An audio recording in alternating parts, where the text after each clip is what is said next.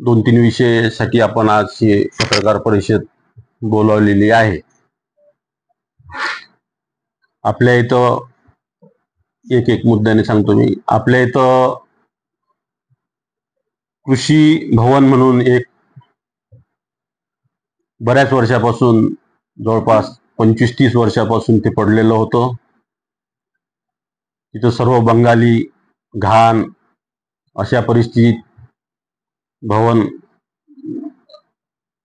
पाहिलं तर त्या भवनामध्ये एक शेतकऱ्याच्या दृष्टीनं जे ग्रामीणचे शेतकरी असतील त्यांच्या मुला मुलीचं तसंच काही अधिक बाकीचे उपक्रम असतील, एक शेतकऱ्यासाठी एक भवन म्हणून त्याच्यासाठी आपण गेल्या दीड महिन्यापासून काम चालू केलं।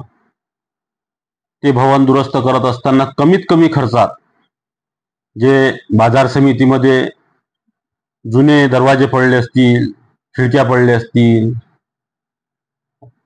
ग्रिल असतील, याचा सर्व वापर करून कमीत कमी खर्चात आपण ते दुरुस्त केलेलं आहे आणि जवळपास त्याचं काम 75% पूर्ण झालेलं आहे आणि एका महिन्यात ते शेतकऱ्यासाठी खुलं होईल।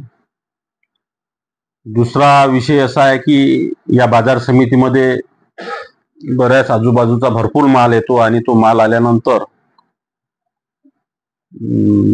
जो धान्य आहे त्या धान्याची नासाडी होते, ते रेतीत मिसळले जाते, त्याची खूप मोठी अडचण आहे। त्याच्यासाठी म्हणून आपण इथं सर्व काँक्रिटीकरण जवळपास 25-30 त्याचे ते गोडाऊन असं त्याचं आलेलं आहे, त्याची सर्व मंजुरात झाली आणि या 4-5 दिवसातच सर्व खासदार साहेब असतील, आमदार साहेब असतील, सुधाकर भाऊ सगळे असतील आणि सर्व ज्येष्ठ मंडळींची टाइम घेऊन वेळ घेऊन 2-4 दिवसातच त्याचं आपण भूमिपूजन करण्याचं ठरवलेलं आहे। तिसरं असं की बाजार समितीमध्ये सर्व संचालक मंडळ आणि दर्यापूर तालुक्यातले सर्व जिनर्स व्यापारी यांच्या संयुक्त विद्यमाने आपण जाहीर लिलाव करायचं ठरवलं। जाहीर लिलाव करत असताना आपण सर्व त्या पेपरला त्याची जाहिरात दिली। त्याच्यानंतर प्रत्येक गावात आपण लाऊडस्पीकर फिरवून सर्व शेतकऱ्यांना एक प्लॅटफॉर्म तयार करून दिला। त्याचं रितसर 25-11 तारखेला 25-11-24ला शुभमुहूर्त मार्केटमध्ये झालं। त्याचा चांगला प्रतिसाद मिळाला।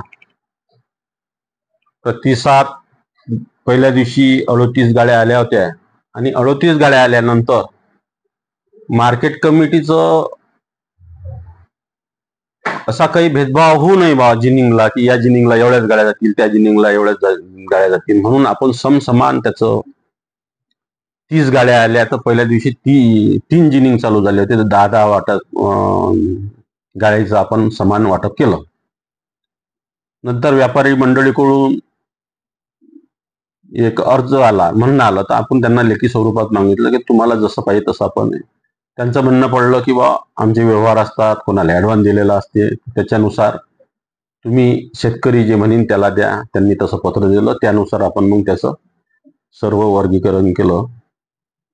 मग 50 गाड्या, 100 गाड्या, 150 गाड्या, 200 गाड्या, 300 गाड्या, 400 गाड्या, 500, 525, 526 गाड्या आपल्या यार्डवर आल्या। मग तो इतका मोठा सर्व आवक पाहता काही कास्तकाराचं म्हणणं पडलं की आम्हाला इथं थोडीशी म्हणजे मोजमाप करणे, ती 12 वाजेपर्यंत त्याचं बिलिंग झालं पाहिजे, तेव्हाच थकपट्टी निघते, नाही तर निघत नाही। तर कास्तकाराची त्याच्यात अडचण झाली। काही जणांचं म्हणणं पडलं की बा असं करा तुम्ही, आम्हाला आमच्या सोयीनं। शेवटी आपण इथं बाजार समिती ही कास्तकाराच्याच जे शेतकऱ्याच्या हिताचं आहे, जे शेतकरी म्हणून त्याच्यासाठीच आपण बसलेला।